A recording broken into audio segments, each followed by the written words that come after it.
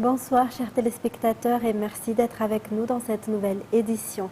À la une de l'actualité, l'énergie solaire est la solution la plus rapide pour répondre aux besoins de l'électricité dans notre pays. La société LONGi, une grande entreprise chinoise qui produit des équipements connexes, collaborera avec le pays pour ce faire.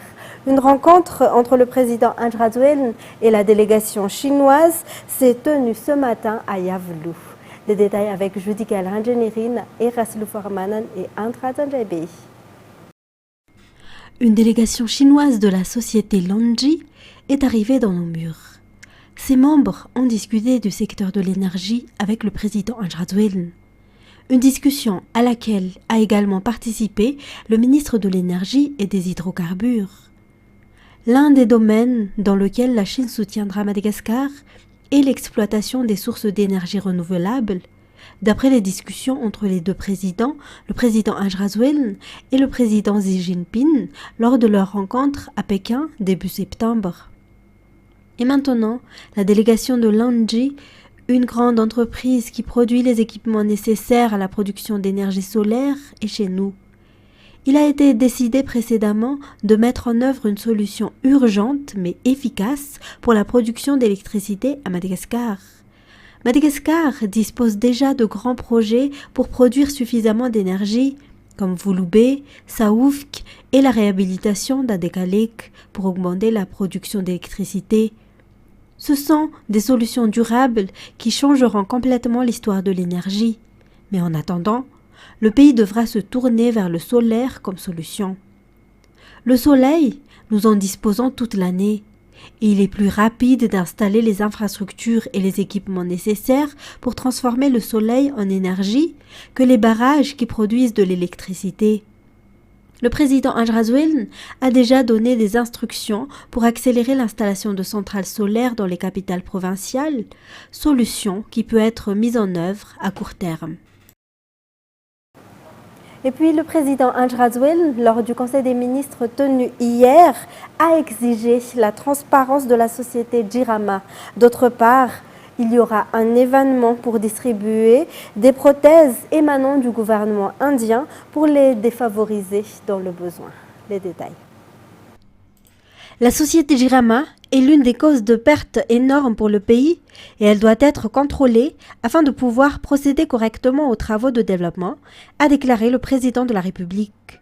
Par conséquent, il exige de voir de près la transparence de la gestion de cette entreprise et il a ordonné hier au ministre de l'économie et au ministre de l'énergie, lors du Conseil des ministres, d'examiner spécifiquement les revenus et les dépenses de cette entreprise.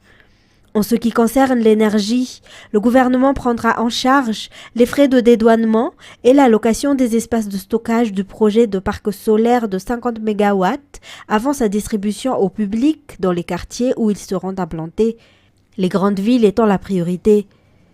Dans le domaine de la santé, il y aura une opération de distribution de prothèses à 500 personnes vulnérables handicapées. L'événement durera 42 jours et les matériaux seront fournis par le gouvernement indien. Le Conseil des ministres a également adopté le décret définissant les conditions de mise en œuvre de la castration chirurgicale. La loi 2024-001 du 26 février 2024, modifiant et complétant le code pénal malgache, définit la castration chirurgicale des personnes reconnues coupables de viol sur mineurs.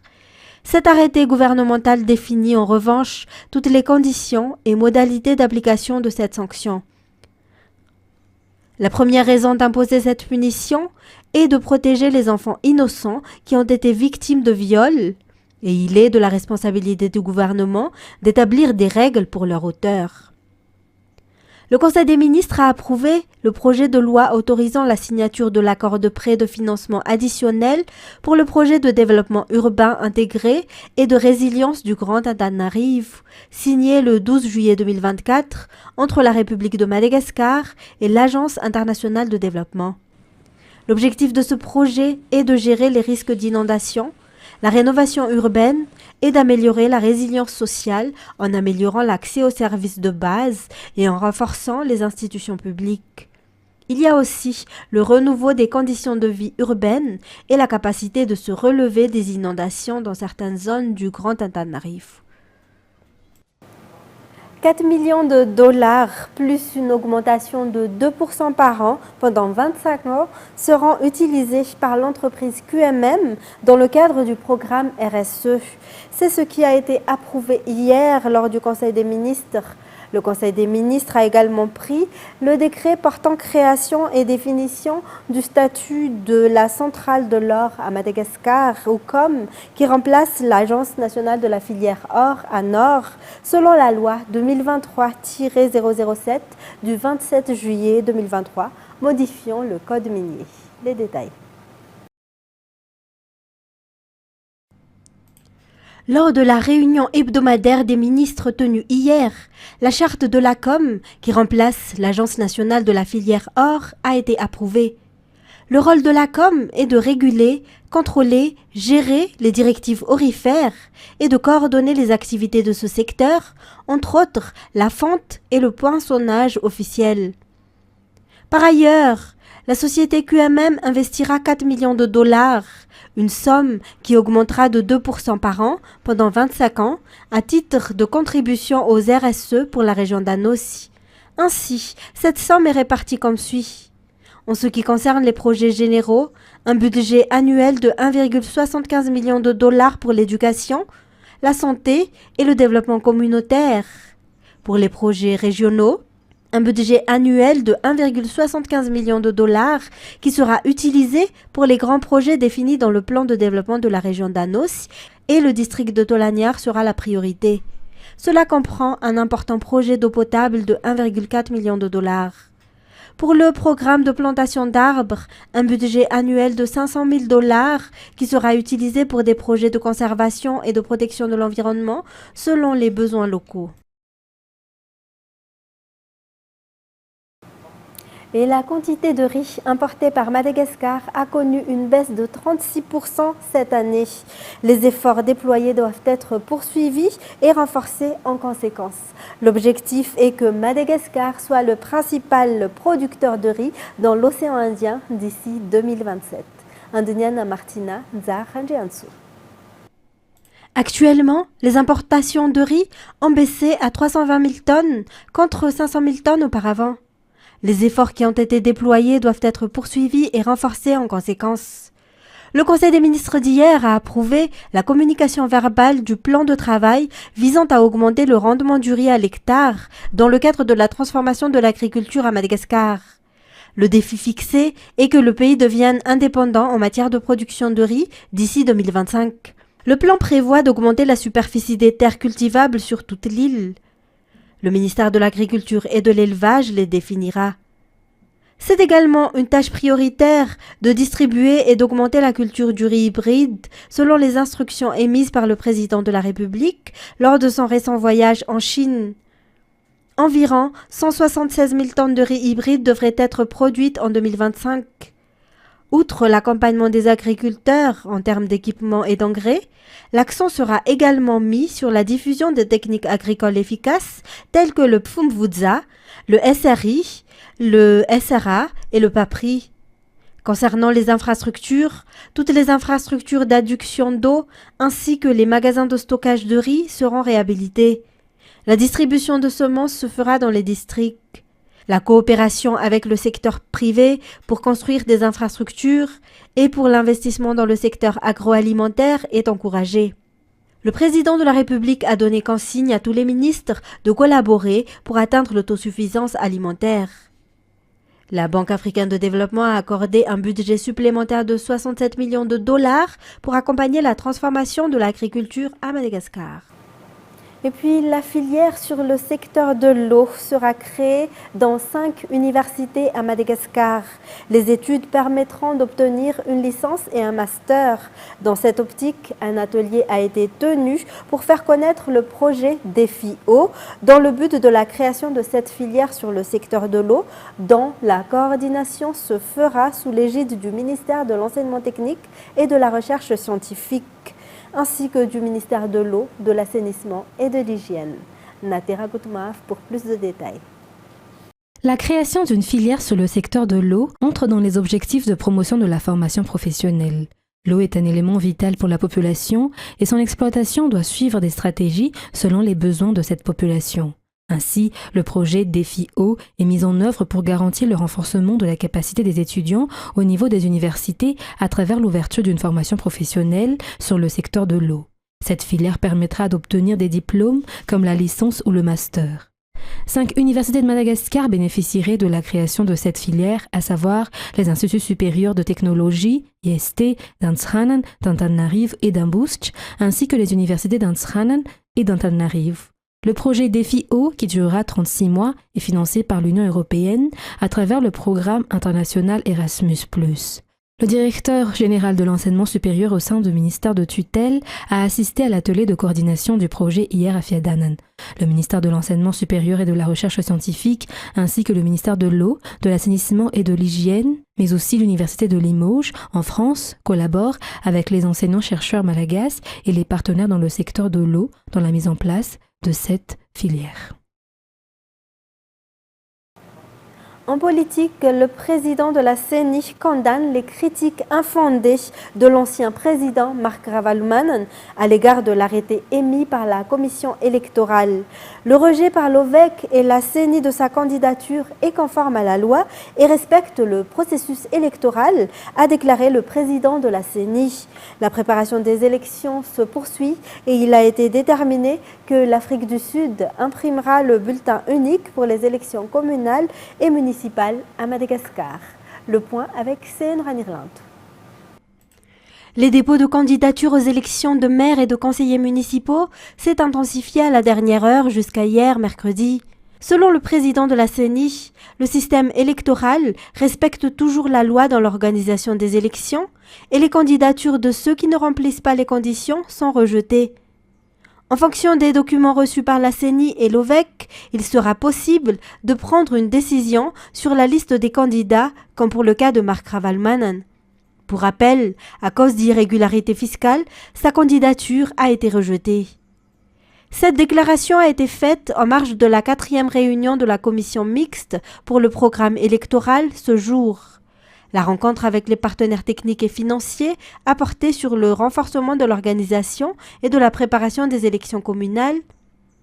Édouard Christou, le représentant permanent du PNUD à Madagascar, s'est dit satisfait des 2 élections consécutives dans le pays et souhaite que celle du 11 décembre se déroule tout aussi bien. Toujours dans ce contexte, Arlal Ramanantsoud, PDS de la ville d'Antananarivo, a été choisi par la plateforme IRMAR pour la présenter en tant que candidat au communal du 11 décembre. Elle a déposé sa candidature dans la fin de l'après-midi auprès de l'OVEC d'Issouchi. Arlal Ramanantsoud est connue en tant qu'entrepreneur. Elle a été nommée PDS en remplacement du feu Richard Ramanambitan.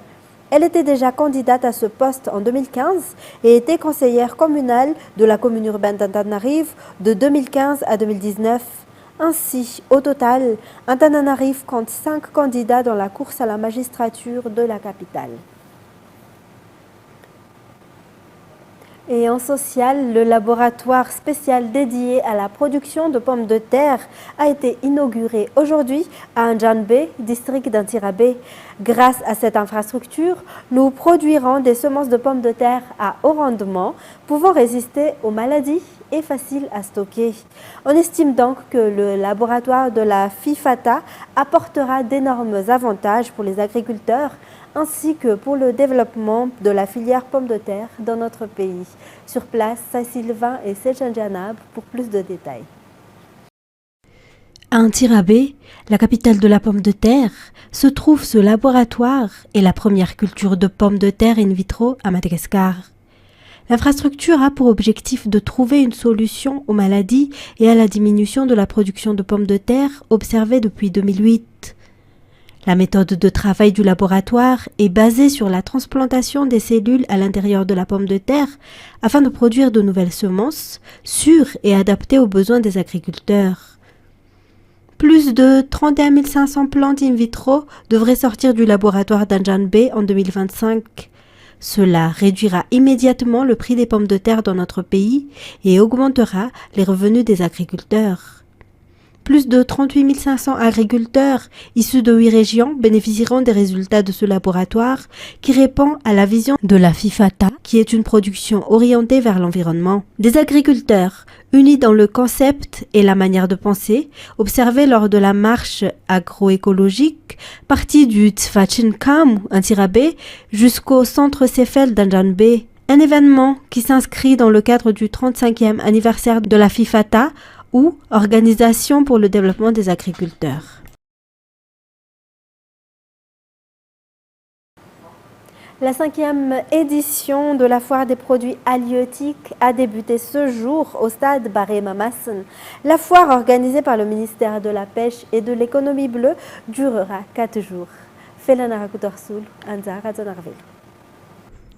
150 000 tonnes de produits halieutiques sont collectés chaque année à Madagascar, notamment les produits marins, d'eau douce et ceux de l'aquaculture.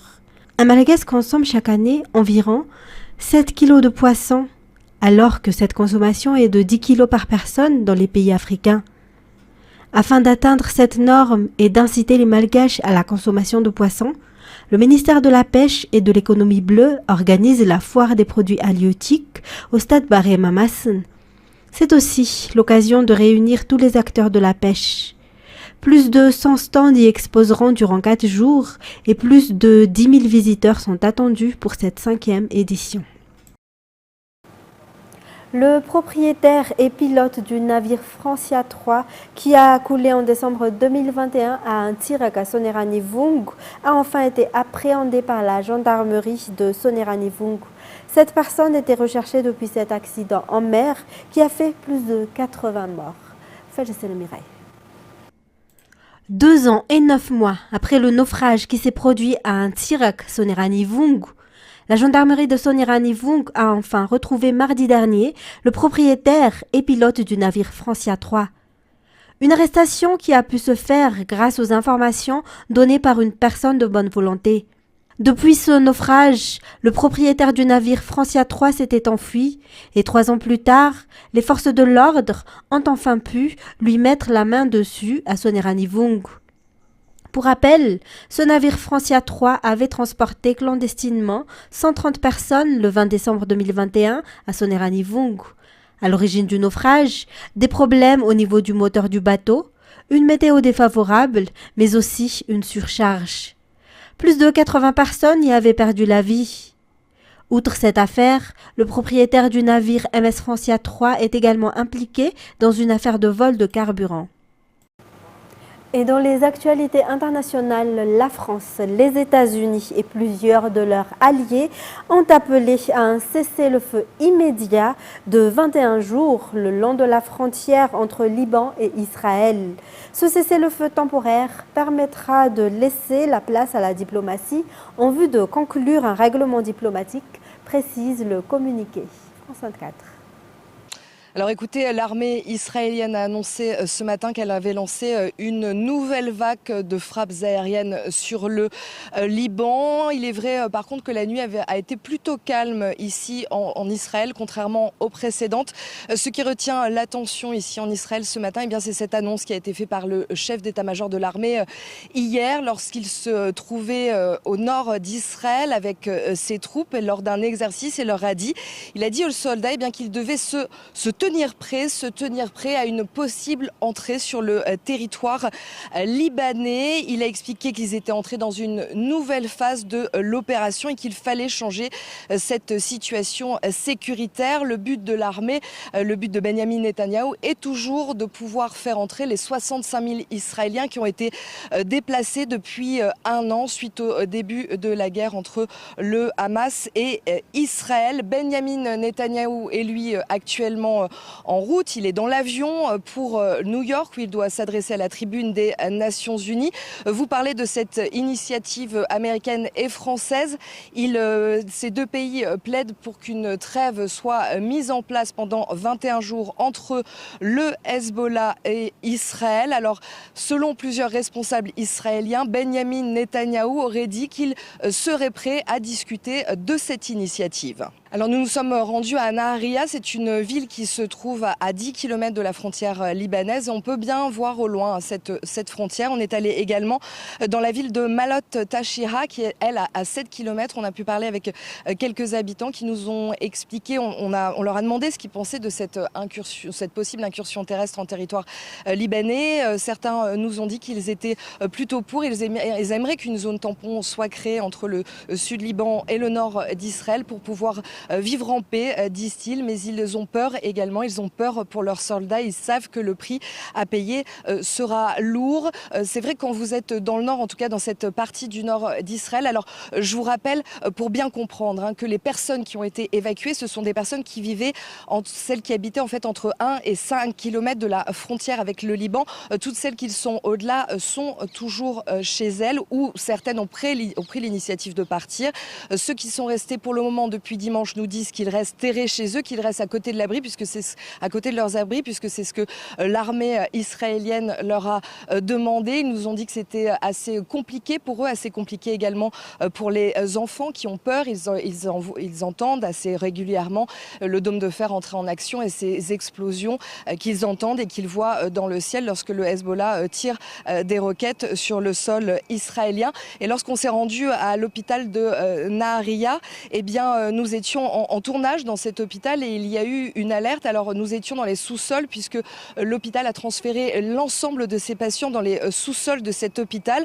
Et cette alerte, en fait, c'est un kibbutz, le kibbutz de Sahar, qui se trouve à quelques minutes en voiture de l'hôpital, qui avait été touché. Et on a vu des blessés arriver, 3 blessés, et dont 2 qui étaient blessés, bien sûr, dont un gravement. On s'est rendu après dans ce kibbutz et on a rencontré notamment aussi qui nous a dit qu'elle avait eu à peine le temps de fermer la porte de son abri et qu'elle a entendu cette énorme explosion. Elle nous a dit que c'était très dur parce que cette explosion, elle a senti les vitres de sa maison et les murs trembler, que ce son resté en elle et que c'était très compliqué. Et comme elle fait partie de ces personnes qui n'ont pas été évacuées par l'armée, c'est aussi compliqué pour ces gens de se dire qu'il faut partir car ils n'ont pas forcément les moyens de louer une maison à côté. Et c'est vrai qu'ils sont quand même très inquiets de ce qui est en train de se passer à l'heure actuelle. Aux États-Unis, en pleine campagne, les candidats vont tenter de convaincre la base ouvrière dans les États clés. Mais Kamala Harris peine à préserver le capital politique de Joe Biden. Le vote des 134 000 membres de l'UAW, le puissant syndicat des travailleurs de l'automobile, dans le Michigan, pourrait s'avérer décisif. France 24.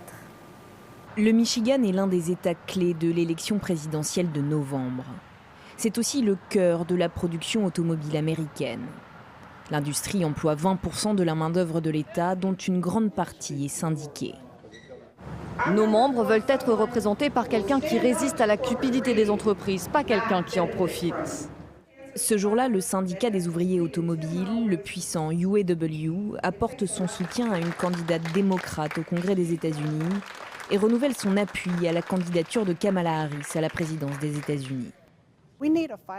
Nous avons besoin d'une combattante, quelqu'un qui va porter nos intérêts et s'assurer que nos membres ont une meilleure qualité de vie. Et laissez-moi préciser que si nous soutenons Kamala Harris, ce n'est pas parce que c'est une femme noire, mais parce qu'elle est compétente. Durant l'hiver 2023, les membres de l'UAW ont mené une grève historique contre les 3 géants de l'automobile, Ford, General Motors et Stellantis. Ils demandaient des augmentations de salaire et plus d'avantages sociaux. Ces syndicalistes se souviennent de la réaction qu'avait eue Donald Trump. Il a dit que les travailleurs automobiles étaient trop payés. Comment peut-on affirmer être pro-syndicat et dire aux patrons de basculer nos employeurs pour se faire respecter plutôt que de les appeler à négocier des augmentations de salaire ? Mais si l'UAW soutient officiellement Kamala Harris, c'est loin d'être le cas de tous ses membres. En 2020, Joe Biden avait emporté le vote des employés syndiqués, mais Donald Trump avait lui gagné celui des ouvriers. Je me demande si on va pouvoir nettoyer ça. Bill Govier est mécanicien de chantier chez Ford depuis 25 ans. En parallèle, il a ce commerce de nettoyage de pièces automobiles. Ce n'est pas un travail très glorieux, c'est dur. Syndicaliste lui aussi, Bill a vu son salaire augmenter de 11% grâce à la grève l'hiver dernier. Mais cela ne l'empêchera pas de voter Donald Trump le 5 novembre. Je pense qu'à l'usine, beaucoup plus de gens qu'on ne le pense vont voter pour lui parce qu'ils vont voter contre l'état dans lequel est le pays, que ce soit l'économie, la frontière, les guerres. J'entends dire qu'il serait le candidat des grandes entreprises. Mais à ce que je sache, je travaille pour l'une d'entre elles. Parmi les sujets qui fâchent Bill Govier, celui de la transition que vit l'industrie automobile vers davantage de véhicules électriques. Ils essayent de nous imposer ces véhicules électriques alors que nous savons tous que les matériaux nécessaires sont rares. Beaucoup sont toxiques, que les extraire des sols implique de multiples violations des droits humains et en plus, les clients n'en veulent pas. En 2020, l'appui apporté par l'UAW à la candidature de Joe Biden avait participé à faire basculer le Michigan en la faveur des démocrates. Reste à savoir s'il en sera de même cette fois. Fin juillet, l'Éthiopie, deuxième pays le plus peuplé d'Afrique, a procédé à une libéralisation de son régime de change. Conséquence, en quelques mois, le birr, la monnaie locale, a perdu 30% de sa valeur par rapport au dollar. Grâce à cette réforme, réclamée depuis des années par le FMI et la Banque mondiale, le gouvernement espère stimuler son économie. France 24.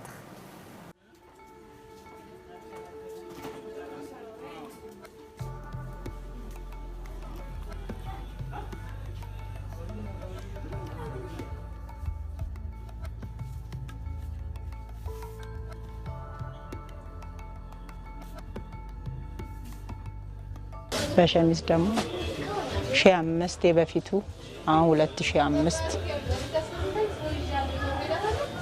አንድ አይነት ናቸው ሁሉም ማለት ነው። በእንደዚህ ከሹራብ ነገሮች ደግሞ በእንደዚህ 1200 አሁን ከ8 ገብተዋል 1800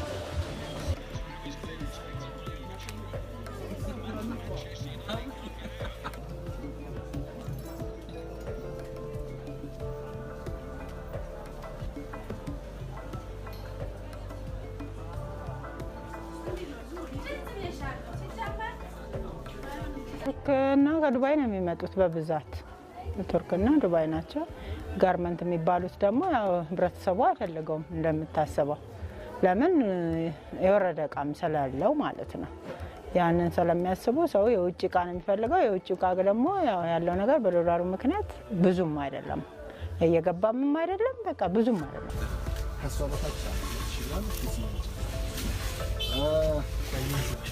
አንተ ጋር የሚመጡ ሰዎች በሁለት ሶስት ነው ይዘው ችግር የለም። በቃ ጨምረን ነው የሆነ እቃ ሲጨምር አንተም ያው ጨምረን ነው የምትሸጠውና እኛም ጨምረን እየሸጥን ነው። ገበያውም ያው እንደምታየው ነው ጭር ብሏል። የለም ዶላሩ ከጨመረ በኋላ ሞር ቀዝቅዟል በጣም ማለት ነው። አየር የለም ብዙ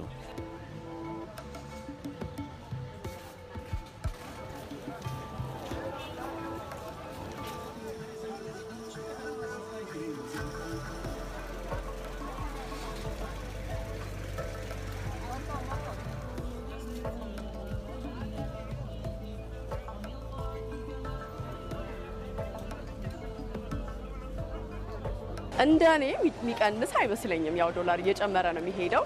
ነገር ግን መንግስት የማረጋጋት ስራን ይሰራል ብዬ አስባለሁ። የተለያዩ ቦታዎች ላይ እነዚህ አሁን በቀበሌ የሚሰጡ ስኳሮች፣ የተለያዩ ነገሮችን በገፍ ያስገባል። የገበያውን ሁኔታ የሚያረጋጋ ይመስለኛል። ያ ካልሆነ ግን በጣም ከባድ ነው የሚሆነው።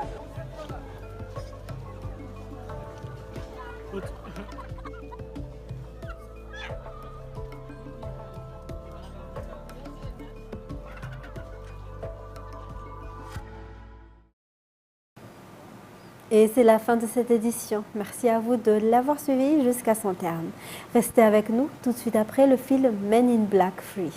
Quant à moi, je vous donne rendez-vous la semaine prochaine pour de nouvelles actualités. Au revoir et bonne soirée sur Viva.